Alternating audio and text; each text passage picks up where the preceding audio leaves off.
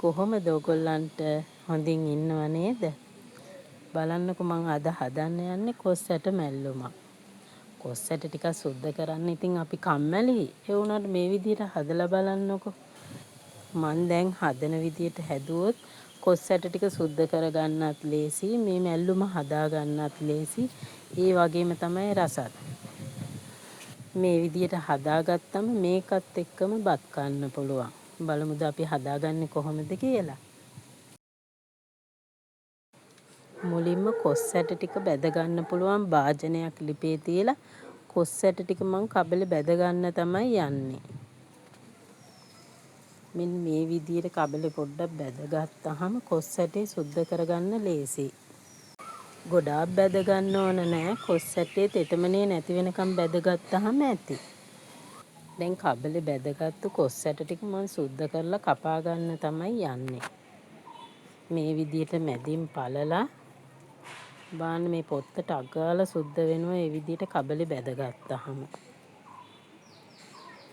වැඩි වෙලාවක් යන්නෙත් නැහැ අපිට මේක සුද්ධ කරගන්න. මේ පොත්තත් ඕනනම් ඔයාලට සුද්ධ කරගන්න. මං නම් සුද්ධ කරන්නේ නැහැ ඒක.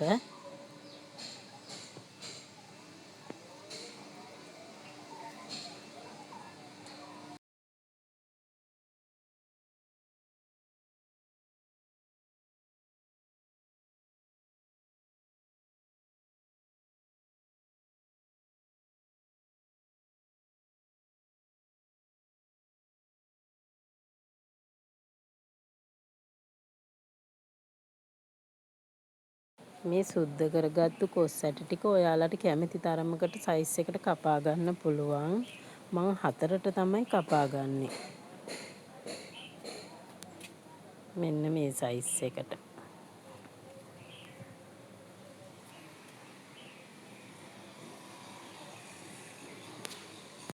මම යන්නේ කොස් ඇට ටික තම්බ ගන්න. ඇතිලියක් ලිපේ තියලා ඒකට කපාගත්තු කොස් ඇට ටික දාලා වතුර ටිකකුත් දාලා කහ කුඩු තේ ඇඳි භාගයක් විතර ලුණු කුඩු තේ ඇඳි භාගයක් විතර දාලා හොඳට කලවම් කරලා වහලා තැම්බෙන්න තියා ගන්නවා.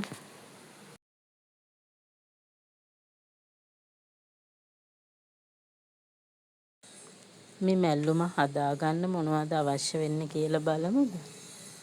මේ තරමක ලුණු ගෙඩියක් මං අරන් තියෙනවා. සුදු ලුණු බික් 3-4ක් අරන් තියෙනවා. නයි මිරිස් කරලක් අරන් තියෙනවා. අවු මිරිස් කරලක් අරන් තියෙනවා. කරපිංචා ටිකක් පොල් ටිකකුත් අරන් තියෙනවා. දැන් මං යන්නේ මේ ටික හොඳට කොටා ගන්න. වන් ගෙඩියක් අරගෙන මං කපාගත්තු ලුණු, අවු මිරිස්, සුදු ලුණු, කරපිංචා සේරම ටික දාගන්නවා වන් ගෙඩියට. මේකට මම දාගන්නවා ගම්බිරිස් ඇට ටිකක්, කහ කුඩු තේ ඇඳි කාලක්, ලුණු කුඩු චූට්ටක් 4න් එකක් වගේ දාලා මම මේක හොඳට කොටා ගන්නවා හීනි වෙනකන්. දැන් අපේ මිශ්‍රණය හොඳට කෙටිලා තියෙන්නේ. මේ ගානේ කෙටුනාම ඇති. දැන් අපි පොල් ටිකත් මේකට දාගන්නවා. දාලා හොඳට මේකත් කොටා ගන්න ඕනේ.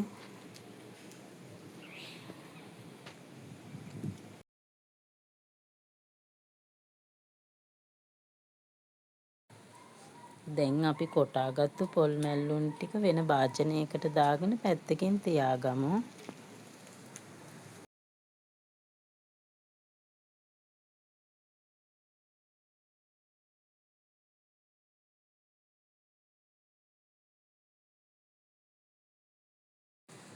මේ වෙලාවේ අපේ කොස් ඇට ටිකත් හොඳට තැම්බිලා තියෙන්නේ. මේ වැඩිපුර වතුර ටිකත් අයින් කරලා කොස් ඇට ටික වෙන භාජනයකට දාගන්නවා මං ඇතිලියක් ලිපේ තියාගෙන ඒක පොඩ්ඩක් රත් වුණාට පස්සේ තෙල් මේස හැන්දක් විතර දාගන්නවා. දාලා ඒකටම අබ තේ හැඳි භාගෙකුත් දාගන්නවා.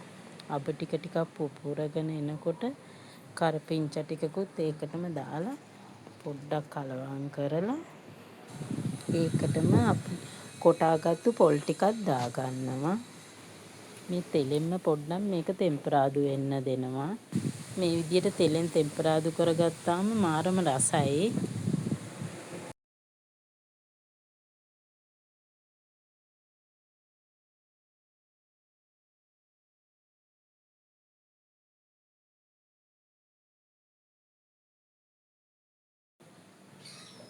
මේකටම දැන් අපේ තම්බගත්තු කොස් ඇට ටිකක් දාගන්නවා.